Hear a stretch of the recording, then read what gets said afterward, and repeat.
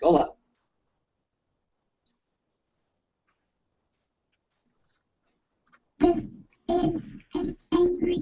Doesn't say on here yet. Not here yet. Now you're good. Now you're good. It says we're live here, brother. Now we're good. How's everybody doing tonight? Welcome to another Gun News Weekly. We got Kevin out in Kentucky, but you know what? I'm skipping something. Let's do this the right way.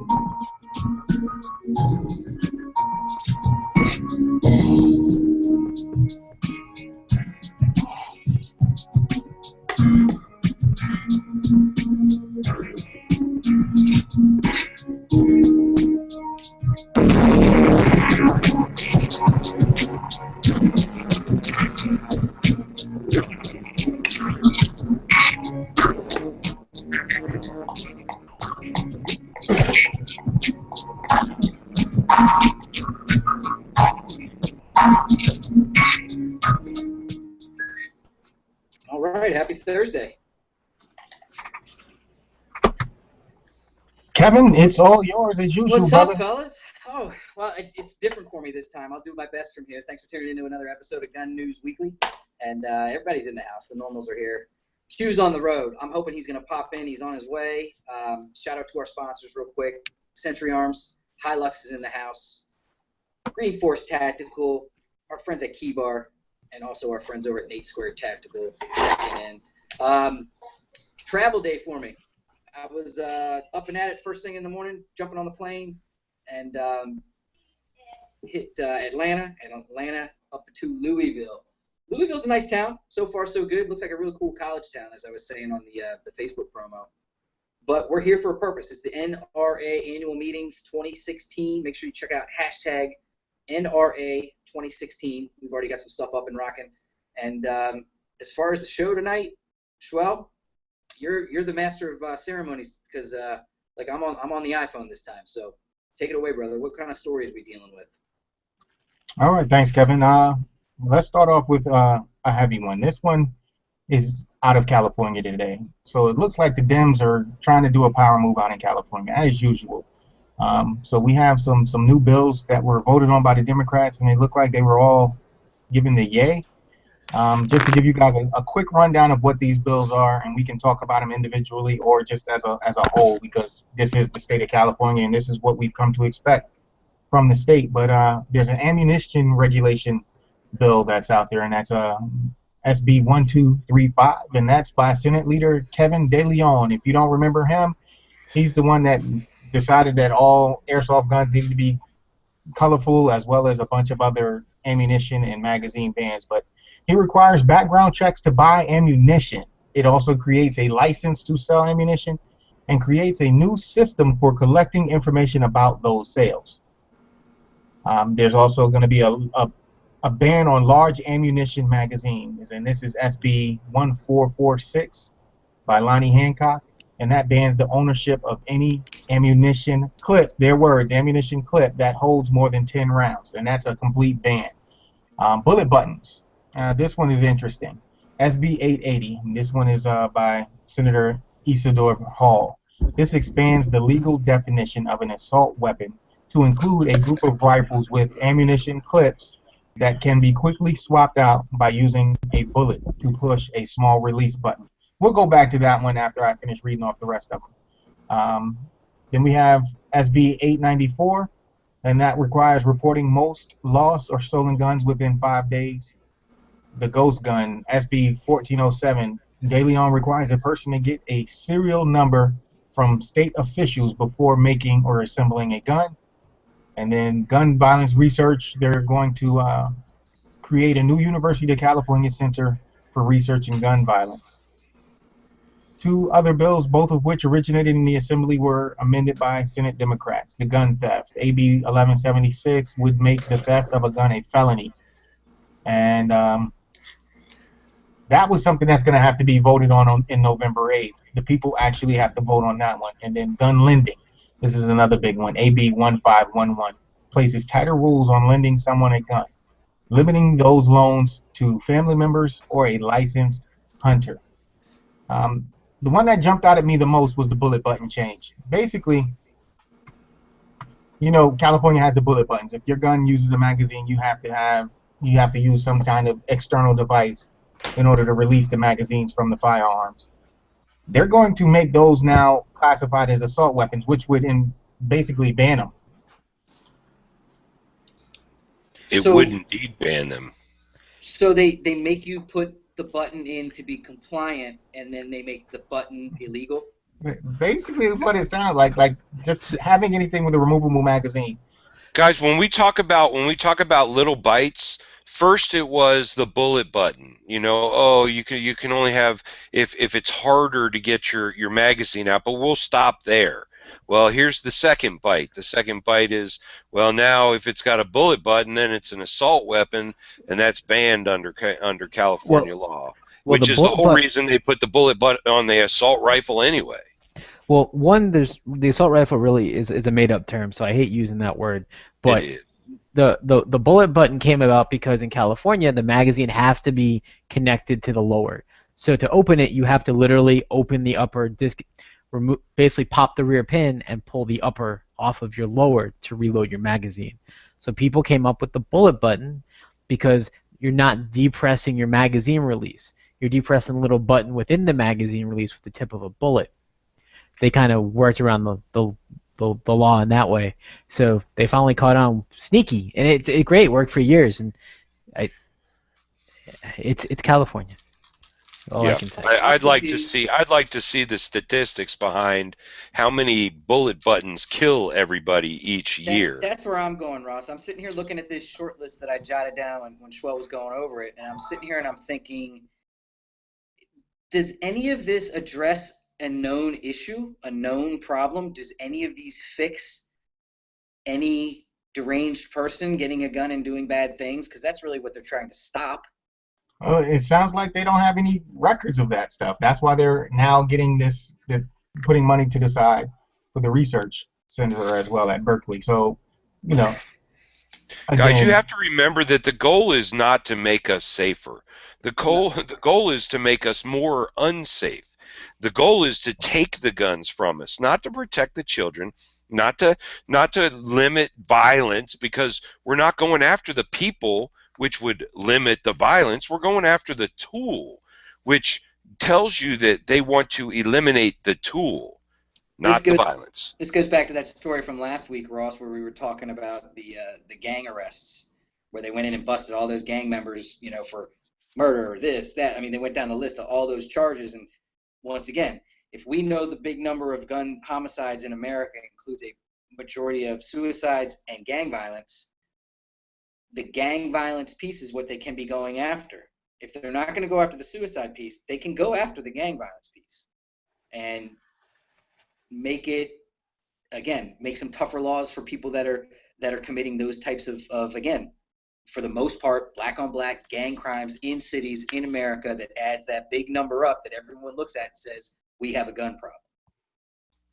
And that's the other big indicator here that they're not going after the violence, is that they refuse to talk about inner city violence or inner city shootings that are in areas that should be gun-free zones. Yeah. Is there any, in that ammunition legislation, is there anything about the sale of ammunition components like powder and primers and? No, this article didn't break it down specifically, not in that way, at least. Yeah. That was the other point that you mentioned that we didn't touch on, and we mentioned in the past as well. I think the ammo is the low-hanging thing that they're going to go after. Yeah, it makes less noise initially. But well, not only that, they can a revenue stream. Casey, they can make it sound bad. What does anyone need 1,000 rounds of ammunition? Exactly. And the average person. The average person's like, yeah, 1,000. That's a big number. Why would anyone need 1,000? Not knowing what a person does at a range. And that back to that Howard Stern thing, that was beautiful.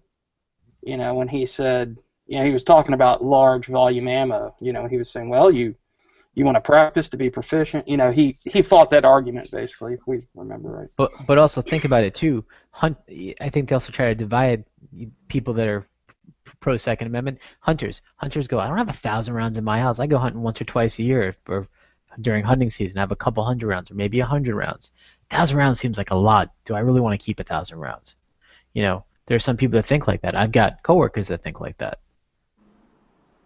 And there are people that understand why the Second Amendment was put on paper, and those people have no problem at all with 1,000 rounds of each caliber that they own. Agreed. Yep. California's crazy, man. It's amazing to me that gun-loving people continue to just stay there. I mean, well, and here's the other thing. That's a good question. If you lived there, would you stay there and fight, or would you move? I don't think it's. I mean, we are where we are because of careers, and it's not easy for the average person once they're settled in life to just say, "Hey, I'm gonna pack up and move across the country." It's just not. It's not feasible.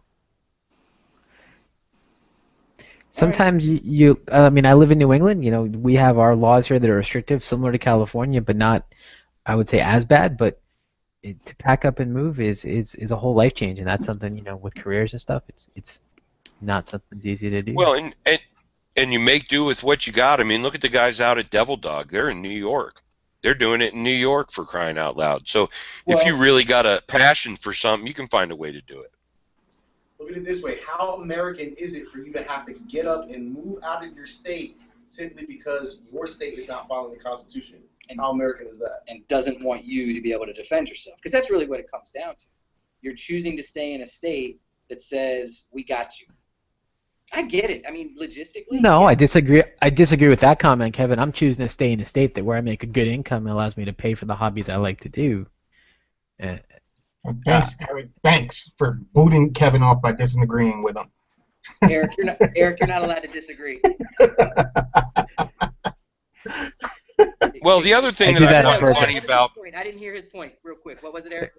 No, I just said I disagree with what you're saying, because I live in this state. I have a great job. My wife has a great job. We've got family, and it's, yes, there are restrictions here that are not in Florida or in other states. Like I have friends that live in Tennessee, but you make it work. You do what you do. I mean, I purchase pre-banned magazines. I've got those, and you make it work. You work within the laws, and you also work and you work.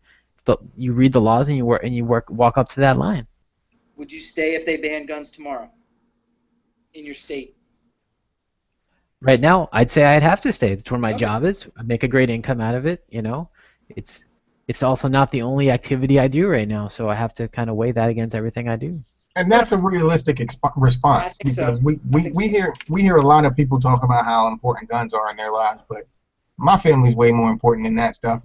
And you know, there are things that I would do outside of following some of those guidelines.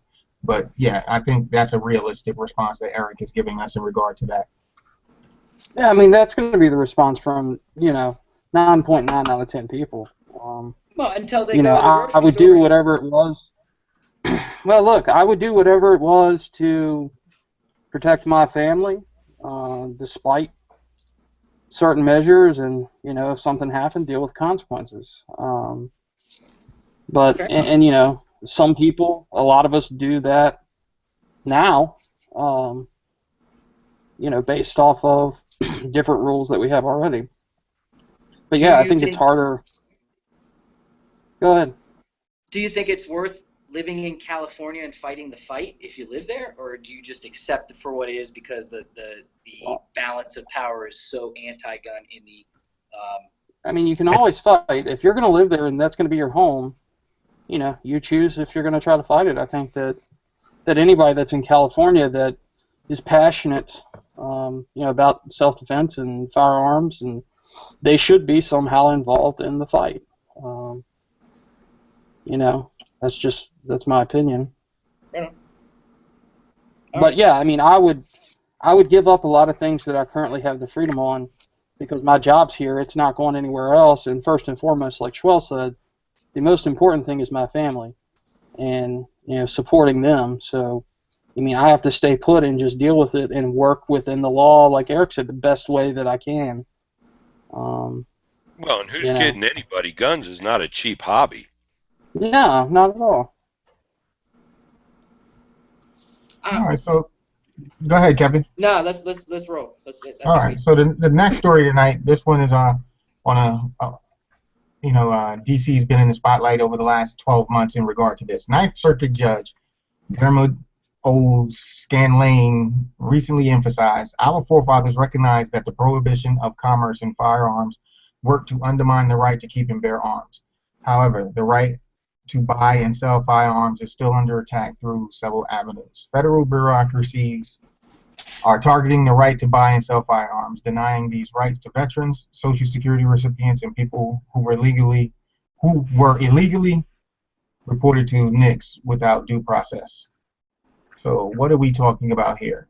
The court confirms the right to keep and bear arms includes the right to buy and sell them. Now this is on nationalgunrights.org, and it looks like this is going to end up in the Supreme Court, bro, at the end of the day.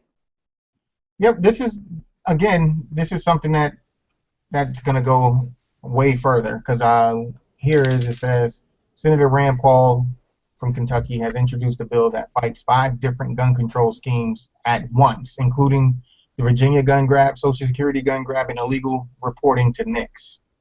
So this looks like it's going to be a big one, and one that we all need to pay attention to. I mean, also remember, D.C. is the District of Columbia. It's not a state.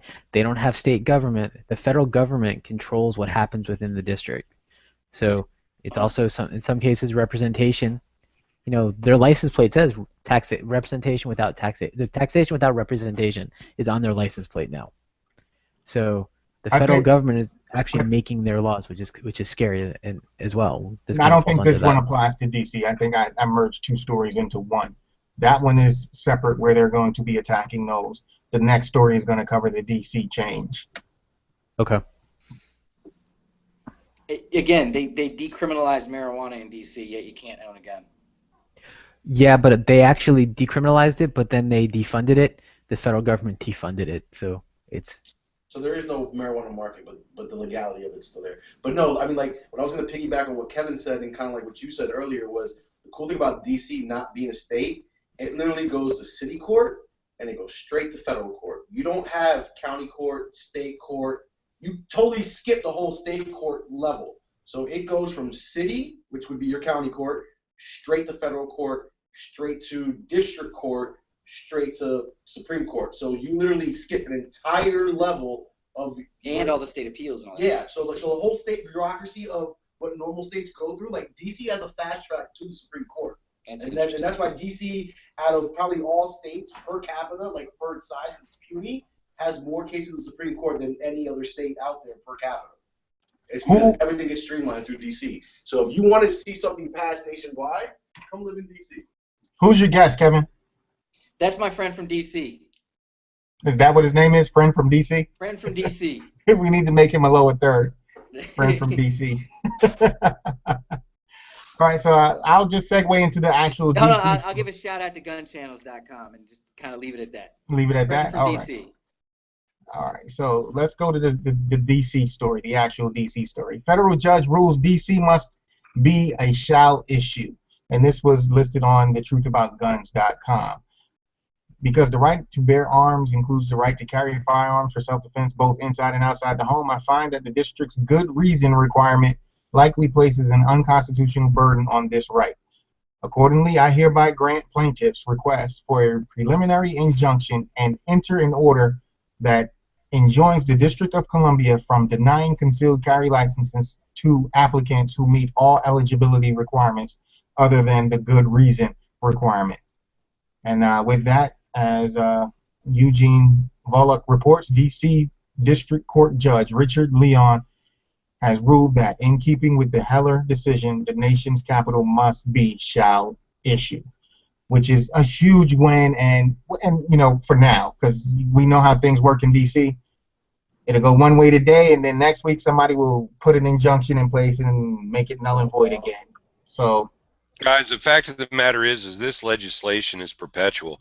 It will continue to swing this way and that way, and they'll counter and counter and counter, and each side will take its toll.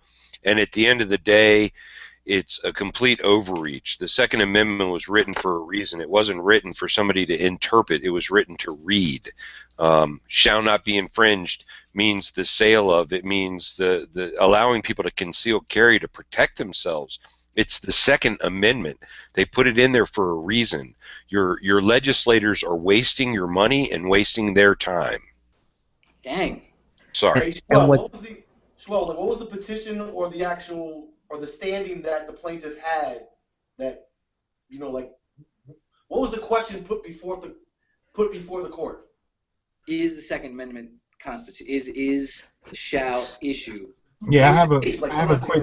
It says the original case, Grace versus DC, was brought on by Matthew Grace and the Pink Pistols. The Pink Pistols is an international organization dedicated to the legal, safe, and responsible use of firearms for self-defense of the sexual minority community. What the fuck is the sexual minority community? Anyway, chapter may be found. I'm like, Is that part of the gun community? like, I don't know that. what is the sexual minority community? Like, I think I think that yeah. Are they talking about married dudes? they're gay, lesbian, Bisexual, transgender, and whatever the Q stands for, community. Queer. Q, huh? Is it queer? There's a Q I now? think it is. No, I think- come on. No, Q there's, stands not for something. there's a Q at the end. It's GLBTQ. I don't know what it stands for. It is queer. It is Okay. queer. What it is. All right. That's not a derogatory term with No, me, it's but not. I'm not going to speak upon it. But from what I understand, that is not a derogatory term within the gay community. It's kind of a Is the proud. definition of queer different? Is that, Yes. okay. Yeah. All right. Again, this left turn in topics has been brought to you by Green Force Tactical. Phew. Left turn. U-turn. I got a Green Force holster. Oh yeah, for, speak my on it Glock real quick. 23. Dude, I love it. It's sweet. Nice little. Actually, there it is. There you go, dude. What about those edges? I think they do their edges better than anyone else. Dude, it's beautiful. It's true craftsmanship. Cool. Love the Green Force Tactical. Shout out to Chad. Shout out to Christian over at Green Force. Appreciate the continued support. And we do love the product. I mean, there's a reason we talk about it. I did bring this. My gun should be here any minute. What's awesome is it's not any bigger than it needs to be, and like for the Glock 43, I can go outside the waistband and still conceal awesome. It's a great holster. Nice. All right. The next story tonight, we're gonna jump to Eric, and Eric's gonna give us a rundown on the story that happened yesterday, and I think there was an update from today as well, and then we'll segue back into more tech talk. So, Officer David Glasser, he was a Phoenix police officer that was shot yesterday in Laveen, Arizona. There was a burglary, and then wound up becoming a police shootout. Unfortunately, today he succumbed to his injuries and he passed away. Officer Glasser was only 35 years old. He was a 12-year member of the force, and he passed away earlier today. And we wish his family condolences and all his friends on the force condolences. But as of right now, the community is actually coming out to support his family and the police officers that are his friends. And it says here, which is really sad and sick, is that the burglary suspect actually wanted to ambush the police and get out into a shootout with the police. Like for death by cop or what? It doesn't say in the article, but I'm assuming so. That would be what his ultimate goal was. I'm telling you, man, it's always the person. It's never the gun. But and they refuse to go after the guns. Or, excuse me, refuse to go after the people. Always going after the guns. I agree.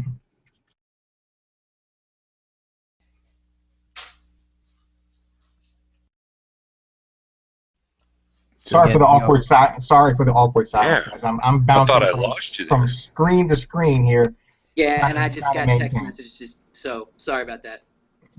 But what do you guys think about the toy gun thing? We could go there for a second. I saw a Nerf gun that had an AR that looked like it was an AR pistol that looked like a Nerf gun and said the word Nerf on the side of it. You guys see that one? I did see that one, and I think I saw your conversation about it, where they Hey, hold on one second. Brightly colored gun with the Nerf logo actually etched on the gun. So it was one of those custom guns where you had a bunch of different bright colors. It looked like the colorway of a Nerf toy on a real firearm. It's like the guys that did the Nintendo Duck Hunt pistol on a Glock. Right. But what's that also? But what's that also tell you? You know, you see laws in Massachusetts now, California, where they want to make quote unquote toy guns brightly colored to distinguish them from real firearms. What does that show you? Well, people are making their firearms to look like brightly colored toys. I mean, shit, the Boba Fett gun, it's been going around for a while now. Exactly. Yeah, I just Googled that. It looks really... No, it looks good. This one was the next level, Ross. This one it looks like if you laid it down next to a Nerf gun and you had a kid in the house, you could easily have a mistake. Have you seen the Nintendo Glock? That's the other one that we were talking about. Oh my God! It looks like a Nintendo phaser from way back when. But that's not something that's active today. You know what I'm saying? Has anyone noticed the Nerf guns of today are not like the Nerf guns of when we were kids? Dude. Yeah, they barely I were. would have fun with the Nerf guns of today, I think. Oh yeah, they're pretty impressive. And the bow and arrows are pretty cool too. Yes. Always wear your safety goggles when playing with Nerf. But you know what, guys? There are going to be people who have issues with these designs, these customizations. There are also going to be people who love it because of what it is. The guys that are having these guns done aren't using these guns in crimes. They're not going out doing illegal things with these firearms. These are guys that are commissioning people to customize these guns, and they're paying a premium for them. Most of them will never be shot. Some of them will get limited range time. They're collector's pieces that will be either safe queens or something that they like to take to the range to show up to their friends. I don't foresee it catching on in the gang world, or it may very well if they think that they'll get away with carrying these guns around. But I don't know. Kids are getting shot with toy guns. Kids are getting shot all over the country with toy guns. So painting your real firearm as a toy doesn't, in my opinion, actually raise the risk, because they're still responding to them the way that they would if they were real, even though they're toys. So I just saw one that looks exactly like a DeWalt drill. They've even got a flared mag well to make it look like a battery. It's kind of crazy. As a dad, I'm not a fan of it. I just think that, I mean, yeah, we know accidents happen with what we like to think are adults out there. I'm not talking about the responsible people on the panel that usually watch this show. And again, we're talking about the guy that gets that gun and then makes the mistake one day, and the kid brings home his friend, and the friend just thinks it's a Nerf gun and picks it up and pulls the trigger. I mean, that I have a problem with it. I don't know what it is that I really don't like about it. I'm all for customization of guns and the freedom to be able to do it. Don't get me wrong. I just don't like it. I think a lot of those guns you'll see at trade shows. Like I know we know a bunch of people that are in that market that do the painting, that do the Cerakoting. I think a lot of those wind up on trade show floors and booths and stuff, and like, look what we can do. Look at our work. Yeah, it's just booth candy. Yeah, I think a lot of it is, and I think and I agree with Schwa. I think a lot of these become safe queens, because once you shoot these things, they're not going to look as pretty as they do when they look all clean. I will add, after saying everything that I said, I would never commission one myself. I wouldn't do it because of everything that Kevin said. As a father, as someone who has children around the house, I wouldn't do it. But like I said earlier, I think that there are people out there that fall in certain categories where they don't have to worry about those things. If you are a Cerakote shop, or if you are someone who does custom stuff, things like that are great examples of the work that you can do for your customers. I don't think that there's going to be a line of Nintendo blasters being sold where you have 10,000 people with these guns or 10,000 AR pistols that are painted in a Nerf paint scheme. Not at all. And nothing stops us from doing it. So it's going to happen. We just have to be mindful of it and stay responsible and vigilant in our ownership and being safe. Fair enough. All right. So, Kevin, what are you doing tonight out at in Kentucky? Not that easy to run the show, is it, Schwell? No, it could be. It could be. It very well could be. If I did it more often, I think I would have a great grasp. You're doing fantastic. I'm messing with you. But the question, I'm asking this question because you're in Kentucky. What is it that you guys are doing the night before NRA starts? Is it let's stay in the hotel and get some rest, eat well, get some sleep because of the travel, or are you going to go out and hang out and do what people do at NRA? I've never been to NRA. I was supposed to come to this one, but my health got in the way, and I'm not there, as is obvious by this. But what's the plan for tonight? Now I'm just going to hang out with Big Sexy here. Uh-oh. That sounds personal. Yeah. You made it, bro. Oh, he finally pulled in? All day. No, to answer your question, yeah, tonight is take it easy night. I'm sure tomorrow night and the following night we'll do something a little bit after the show. The show ends at 6. So it's 6, really? That's early. 8 to 6. And by the time, 6 o'clock rolls around, you eat dinner, maybe go do a couple quick things. I know the Tactical Response Alumni Party's Saturday night. I know that's like the only scheduled event that we're aware of. But I think probably what will happen is, the social media will pick up tomorrow. Someone will pick a spot, and we'll probably go hang out with some friends and eat dinner. But tonight, just crash, maybe watch a little TV, hang out, catch up on some videos. Go get on that bourbon. And honestly, again, the thing is, I leave Sunday morning. I don't think I'll be going in Sunday. So to put together, back-to-back full days is no big deal. It's not like SHOT where you got 5 days. It's, you got basically 2 days to run around and then a morning. So I figure we'll get up, grab some breakfast, and get over there, crack of dawn. We got our passes, so we're good to go. Sweet. So what's the one booth, if you had to pick one out of the ones that you have on your schedule, what's the one booth that you're going to beeline it to first thing in the morning? Or are we just going to do some sightseeing where you go live and you show us the floor?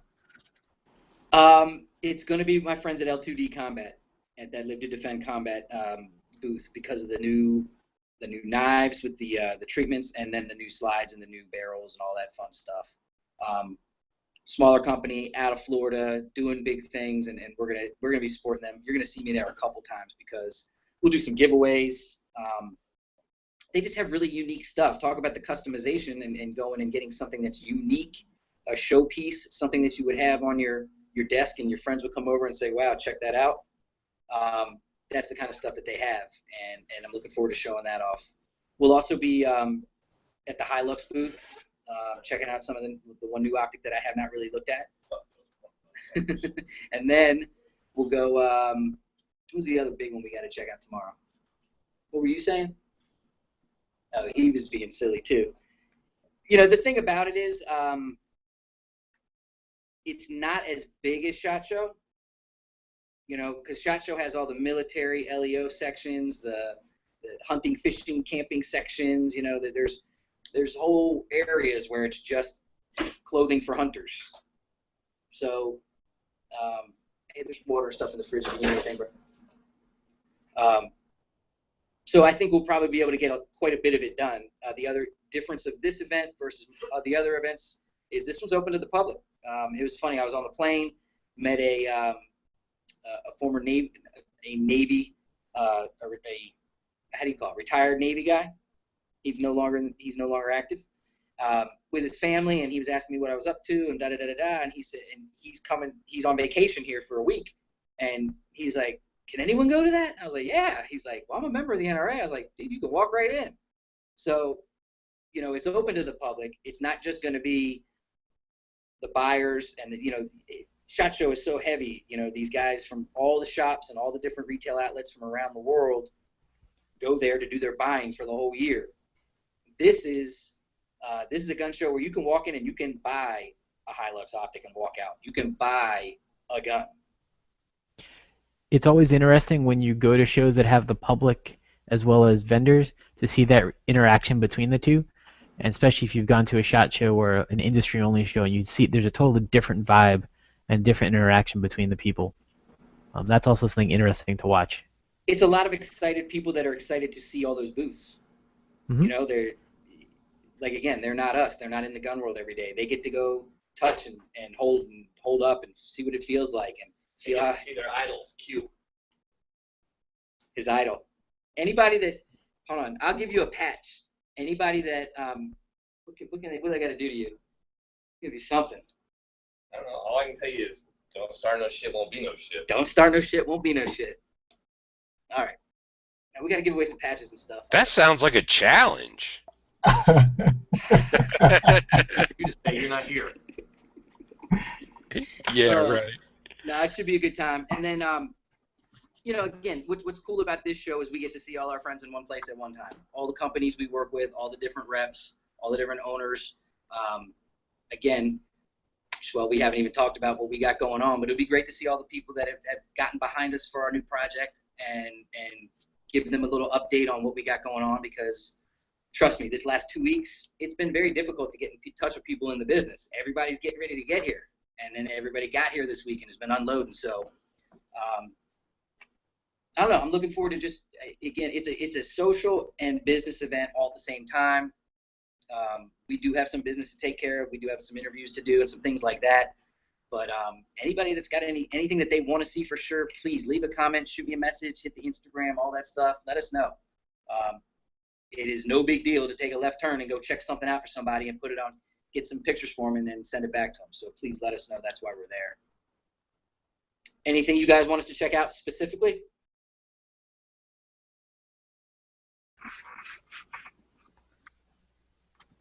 That 1911 at the Glock booth?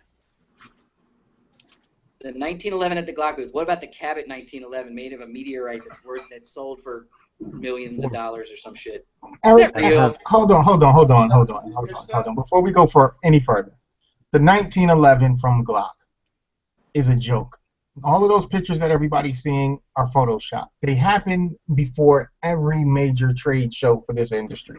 Let's give up and stop it with the Glock 1911 stuff. And the people falling for it, please stop it. Glock does one thing really well, and that's make their Glock guns. They're not doing a 1911.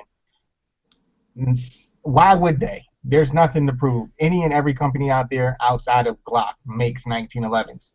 They don't want to make a 1911. They're never going to make a 1911. Let's just stop it with the nonsense on the 1911 from Glock. That's just their way of saying, got him every single time. Every time. It gets old.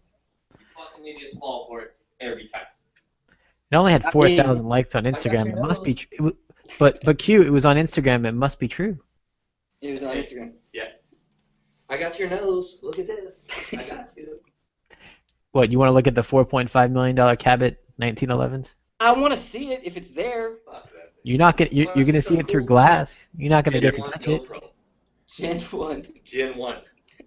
Look at this. What do you know about that? Gen 1 GoPro.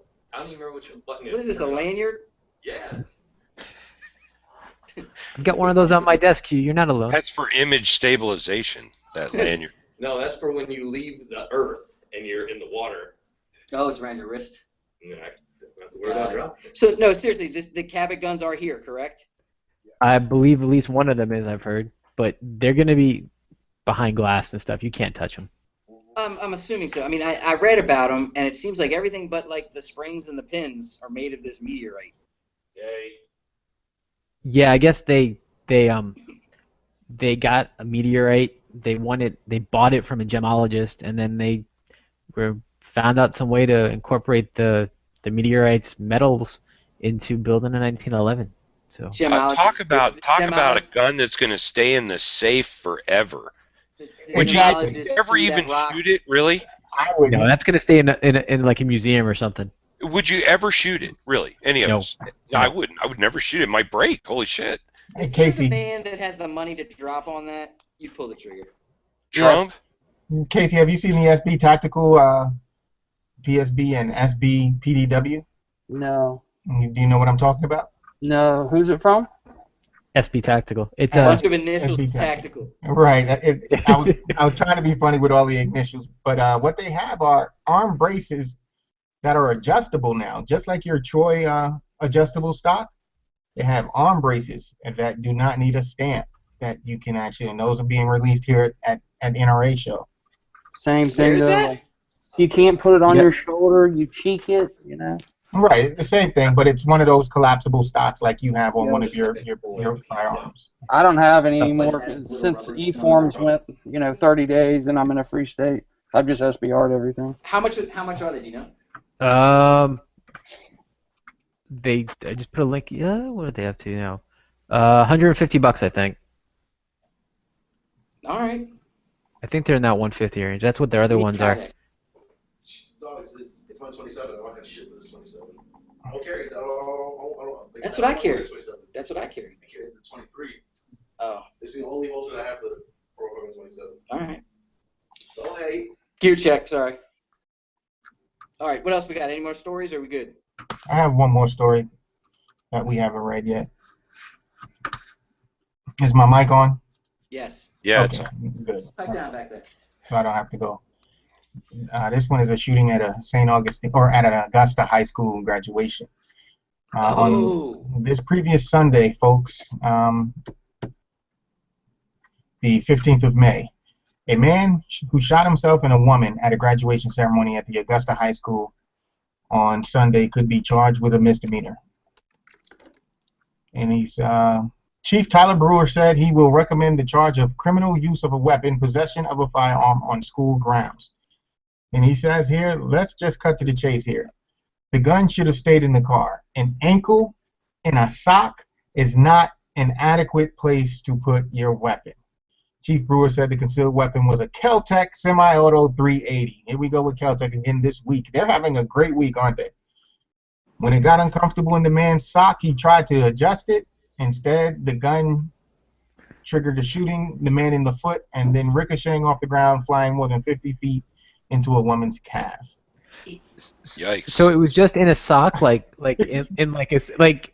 I waited for this story to be updated. I thought that there would be an update where they said that there was a holster on the ankle or something, but no, they're sticking with the sock. I have a question. Is the guy's last name Burris by any chance? Any relation to Plaxico Burris? That's the dumbest. That was the dumbest way to carry a gun until this one. Sweatpants with no holster. Now we're putting it in a sock. I mean, that's as good as like the sandal in the belt as the holster. I mean, that's like. I don't know though. I've seen some holsters that protect less of the trigger than your guard on your shoe would. But again, I agree that we probably want to stay away from open triggers. Here's something that I wanted to touch on with this story because it's in It says, according to Kansas Attorney General's website, concealed carry permit holders are allowed to carry on the grounds of a K-12 school, but districts can post signs on school buildings prohibiting concealed carry inside. So he was fine if he would have left it in the vehicle, but bringing it into the building is where he broke the rules. He would have been fine had he not fondled the trigger of that gun. He would have been fine if he had a holster. He would have been fine if he was a responsible. It goes back to the word you just used, responsible. You have to know your state laws, and then you also have to know, use a holster.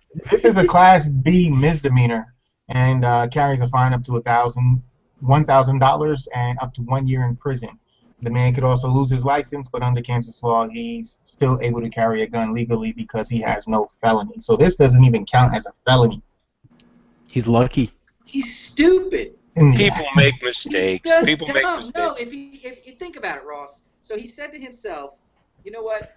I'm not here to shoot anybody, but I'm going to take my gun with me because if something goes down, I want to be able to protect myself." But that's where his smarts ends. Dude, he probably just got his gun. He probably was like, I'm going to carry this sumbitch today, but I ain't got the holster yet. Stick it in my sock. And then, of course, it got uncomfortable, so he wanted to adjust it. It's all wrong. It's all wrong. But he might have been like, if I mistake. play my cards right, this gun's going to be worth $150,000 someday. Oh, dude, I'm hoping we talk about that story. That's one story we need to talk about. Perfect segue, guys. Perfect segue. Ladies and gentlemen, last week we touched on the George Zimmerman posting his firearm for sale, the one that he used to kill Trayvon Martin, for sale on a couple of different auction sites, Gunbroker, United Gun something, or UGG, and he ran into a whole bunch of problems. Gunbroker pulled it because they didn't want to have any moral ties to it. Then UGG, they had issues where their website wouldn't stay up, and then they decided to pull it down. Well, he was successful in selling the gun finally this week. As reported today, he sold that gun for $120,000. There were a total of 6 bidders, and these bidders were all vetted so that they would not have the same problems they had last week where the gun went up to $160 million. So they basically limited the people that could actually bid on the gun. That way that they would have valid bids, and the bid went all the way up to $120,000. So Mr. Zimmerman is $120,000 minus taxes or whatever richer, and that gun, that new owner, they will not be disclosing the name of the purchaser. They better not, because we'll make fun of him every single week for the rest of the year.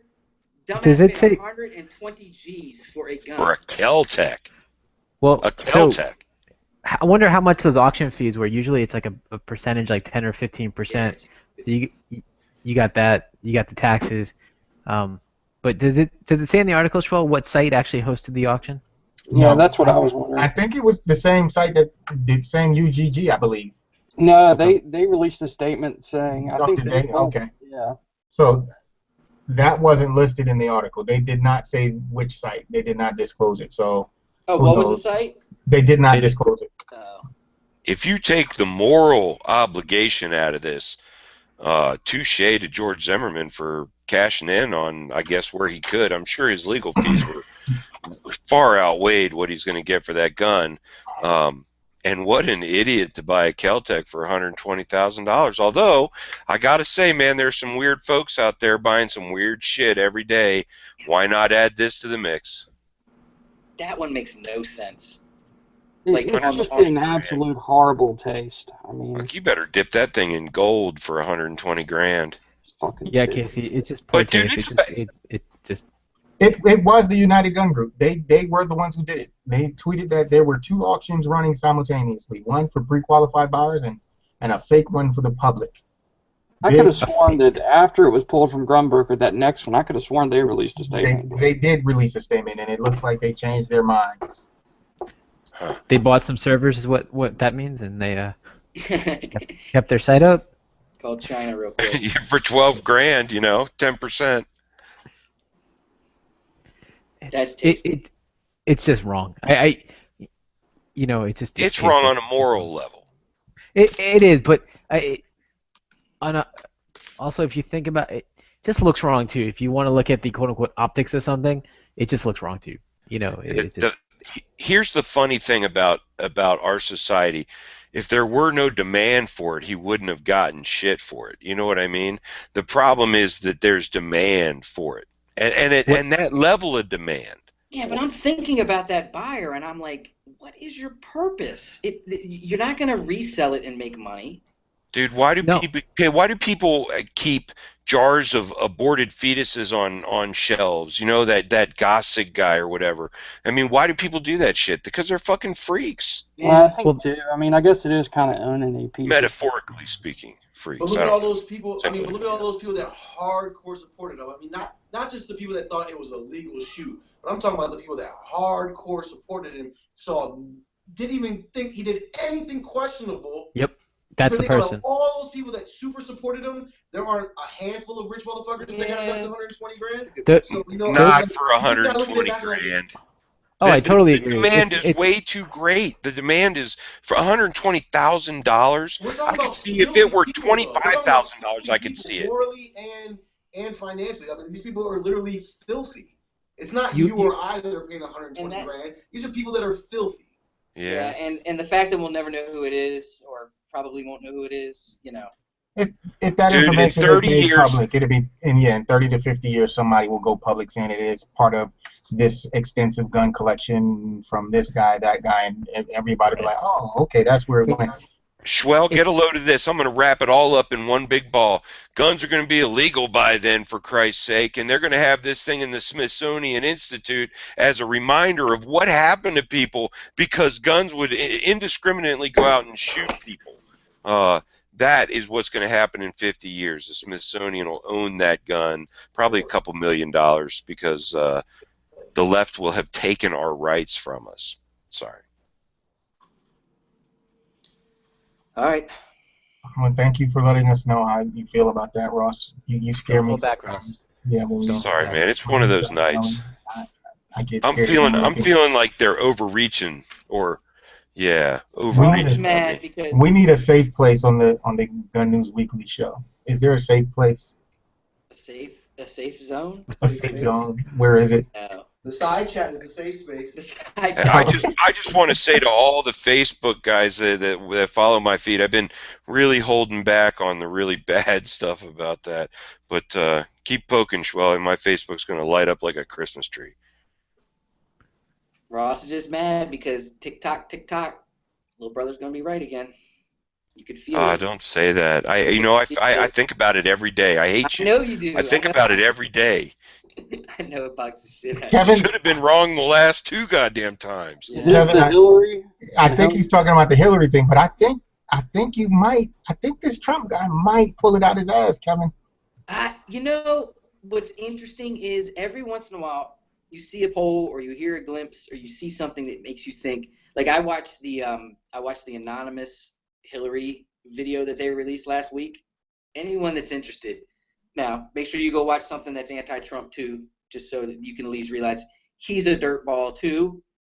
But when they break down her shit from start to finish, like they did on that anonymous thing, and they just show the intent and the lie and just the evil undertones of that woman, it will drive you. It'll piss you off. It'll piss you off because these are the 2 choices that we have, and that's what I put on Facebook. There is no choice. These are the 2. This is what's left. It's not. It's embarrassing to me. You have someone that has a 65% disapproval rating versus a 55% disapproval rating. Oh, and don't forget Bernie. Well, don't forget, only really half of their constituents have to elect them. You know what I mean? Like when it really comes down to it, you're talking about a quarter of the country really being behind who ends up winning. But once again, I think it's rigged, and I think she's in, and I think it's a done deal. Schwell, I think he'll trip up. I think there's 2 things that I've been talking about. And I don't know why we're talking about politics, but the VP thing, and then there's something that'll come up about Trump that we don't know. So I hollered at my, I actually still talk to my community college PhD from the University of Virginia professor in history, and he came by the house the other day, and he told me to look up the election of 1860, which is Abraham Lincoln's election, as well as the election of 1912, if I'm not mistaken. And he said those are the 2 elections where someone out of nowhere, right around convention time, came out of nowhere and won the fucking presidency. So, 1860, and if I'm not mistaken, election of 1912 is what he told me. How about Bush Jr. and then how about Obama? Both of those bastards came out of nowhere. Well, so something. So those 2 elections, and back, really up into before the 60s, primaries really didn't happen. All the president nominees were done in back rooms on both parties, so you didn't have a nomination process like we have today. This is really in the last half century. So, you'd go to a convention, and someone could be elected from the floor that wasn't one of the primary candidates. I think that the setup for the Republican convention to have something happen like that is obvious at this point, don't you? I think I did think that. I don't think anymore because they're totally rolling over the quote unquote establishment in the Republican Party, and they're lining up behind Trump. They were so against him for so long, but as soon as he became the nominee theoretically until he's confirmed by the party, they're right behind him pretty much. I think privately there's more concern, but publicly you're hearing a lot of people being like, yeah, I'll vote for the nominee. See, I heard a bunch of people come out and say I'll never vote for Trump. I'm gonna drop the mic here. You ready? The left hates him. The right hates him. You probably got the right guy. That's a good point. Anyway, let's go back. Any other gun stories we're gonna wrap up with? Woo! U-turn. 3 lefts. We're right back where we started. What, Trump gun stories? What? No. He's here. He'll be here. This is and Ross asked a question earlier in the pre-show that we wanted to talk about carrying while here. That's a great way to end the show tonight, is to talk about that story. We're at the NRA show. I know in previous years they've had limits on whether or not you could carry your firearms at the event. I think it was a no-gun zone a couple of times. This year, what is the stance by the NRA on carrying concealed at the event? According to the website, everyone that is legally able and licensed to are welcome to. There's one exception, and that would be any area that the Secret Service has deemed a no-go zone for guns. And that would be when Trump is speaking. I think there's some other high-profile people speaking that might have to do with, but it's like Marco Rubio. So, but I think it's Trump. I think the Secret Service is here for Trump. Do they mark it off? How do they? If you're carrying and they're here, how do you know? I'm pretty sure that's to get into the speech that he's going to be giving. That's going to be my guess. Gotcha. Well, another interesting thing is that, like, I remember in previous years, I guess it's because we couldn't, people made a big stink out of it, and I heard a lot about it. I honestly didn't even hear that we were allowed to. I'm hearing that we're being told that it's not that we can't, but I'm not being told that it's a big push. Hey, come carry your gun to the NRA. Let's show everyone how good this can be. Now we're going to have 70,000 people in one place, and at least 80% of them are carrying a gun. No one's really making a big stink about us really being able to, but in previous years when we couldn't, there was a big stink about it, and that was generally coming from social media and other sources. I remember last year in Nashville, the people that I was with that were carrying without anyone knowing. They were sure that they didn't want anyone to know. People do their shot. Well, and the question came about, Kevin, because I saw a meme earlier in the week that there's a cartoon depiction of children on crosses, and it's a welcome from one of these leftist cartoonists to the NRA in Louisville. It says, welcome to Louisville, and it's got children on crosses depicting, gun deaths to children. Man. So anyway, one of the replies in there was, as usual, it will be a gun-free zone and metal detectors, hashtag hypocrites. And I got to thinking, the conservative movement, the gun rights folk are very seldomly hypocritical.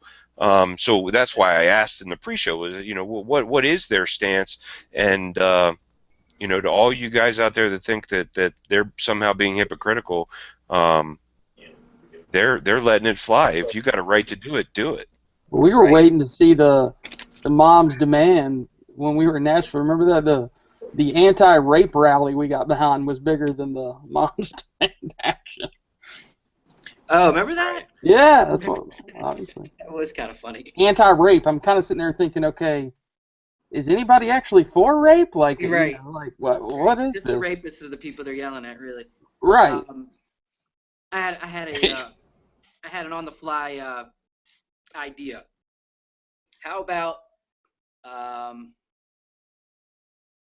let's do something tomorrow. Anybody that comes up and actually says, "Hey, I watch Gun News Weekly," the first 3 people that say something to me, if it happens, we'll see. You guys should promote this a little bit. We'll give away a Grizzly Target, a Green Force Tactical Holster, and a key bar.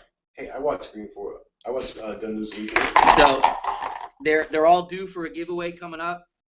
We haven't done a giveaway in 2 weeks, so we got 2, and then we'll give next week giveaway at the same time. So we'll do all 3 of our sponsors that help us that way. And shoot, you know what? We'll do Nate Squared too, because they'll be there. Make sure you check out the Nate Squared Tactical booth. That's another one. They have a new holster, and I know nothing about it. Just Nate called me before or last week and said, make sure you stop by the booth. We got something new, and it's a holster. So that'll be something we'll check out too. So anybody that comes up and is friendly and says hello and says that they watch the show, and mentions a giveaway. So you gotta at least do that. We'll make it happen. And I'm gonna be wearing a hat low and down and going incognito. So somewhat of a You challenge. can't go incognito. That's not part of your personality. You're gonna People be don't know how there tall I screaming. really am. That makes sense. People are always like, I didn't know you were 6'4". 6'4". That must mean I'm 8 foot, dude. That's jacked up. There you go. In All his right. mind. I got one last set of shout outs, and then you guys can do whatever you want to do to wrap up, I guess. Shout out to our boy Brody. I know Brody got to spend some time with you. Was that awesome? It was. Is he the coolest? Yeah, He is. Yeah, it was good. Take a couple pictures with him, hang out. He walked in, he goes, "Oh my God, is that Q?" Caught me off guard, Ted. You weren't ready for that. No. He's the best. Shout out to Brody. Shout out to my family. Thanks to the girls and to my wife for letting me do these types of things. I do appreciate it. A-Tag, go to sleep if you're watching. And shout out to Frank and everybody else that supported us from day one. We do appreciate it.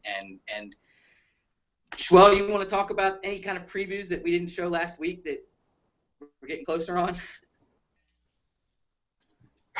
Well, guys, gals, everybody that's watching the show, I was supposed to make it to the NRA show this week with Kevin, and we were going to do a lot of things. I have a lot of things on my plate, both with Big Three, but the newest project that we're working on is the Inspire series of videos and interviews that we're going to be doing, and those should be rolling out any day now. Please keep an eye on our social media, and we will get that stuff out to you guys as soon as possible. That is brought to you by Gun News Weekly as well as Funker Tactical. And we have some great sponsors on board that are helping us make this happen. And I hate that I'm missing NRA for all of the projects that I was working on. This was going to be a great opportunity to take them to another level, including Inspire. But again, my health just keeps getting in the way of everything. But I promise, when I'm healthy, I'm going to take over. I'm taking over the industry. Well, we're making it happen. Don't worry. It does suck that you ain't here, bro, but we'll make it happen, and we'll get done what needs to get done, and then from there we've got all kinds of stuff set up and lined up. This is not just we're gonna do a couple interviews and hope that it's a fun show. We got months of work ahead of us, and we're looking forward to it because it's gonna be fun, and it involves shooting and it involves really cool people, and it's content that's different than what you're used to getting on all these gun channels that are out there these days. So we're fired up about it, and we saw the graphics package today, and it's fantastic. It's gonna be visually stimulating. I can promise you that. Mentally stimulating as well. Well, yeah, it was going to be visually stimulating because I'm on it, but all of that other stuff. I got flip flops on. You're getting bullshit on my shoes.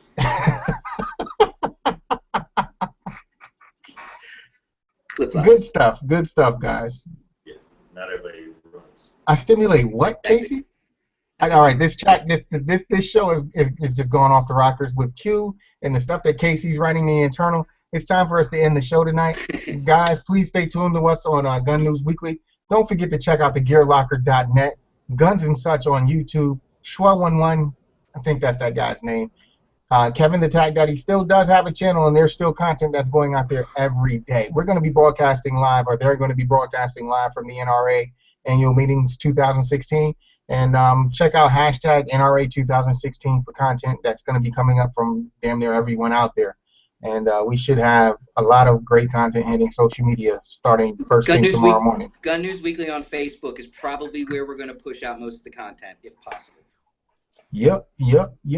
So hashtag gun channels. Hashtag gun channels. Definitely got to give a shout out to the folks over on Gun Channels. And I apologize for not posting the link for the chat there. So hopefully those of you went over to YouTube and watched. But this is Schwell with the Gun News Weekly crew. Eric, you got anything you want to say? Thanks again for hosting the show, Schwell. You did an awesome job, and we'll see you soon. Thanks, Eric. How about you, Ross? You got anything you want to tell anybody? Yeah, just a couple things. Make sure you check us out on the web, gunnewsweekly.blogspot.com, at Facebook at Gun News Weekly, and then check us out on YouTube, Gun News Weekly, Tac Daddy, Thanks for being a part of the show, all the guys in the chat. And Schwell, awesome job, man. Thanks for hosting us tonight. Thanks, Ross. Casey, you're back from a vacation. Your daughter took over the world over the weekend or something? She did all right, man. She did pretty good. Got a little 5th place in the state for a little gymnastics competition. Hey, Yeah, it should be good. But yeah, everybody should pay attention to the NRA coverage. I know going there and then watching coverage from Kevin's, it's as close as you could be to actually being there. So, yeah, it's good stuff. So tune in. Right on. Kevin, it's been great. You go ahead and get some rest. You guys go have some fun. I know you and Q are probably going to do a little bit of spooning tonight. I set it up to where there was only one king-size bed in there. You guys have some I'll fun. comment when we're off the air. Q, don't get him pregnant, Q. Don't get him pregnant. Oh! That's what happens when you don't pay your personal assistant, huh? The transmission. I'm fixed. Kevin thinks it's the big spoon. He said, I'm fixed. All right, guys. I hope you all All out right. there having fun, being safe, and also being responsible when I hit you with the 2 fingers. Good night from Gun News Weekly.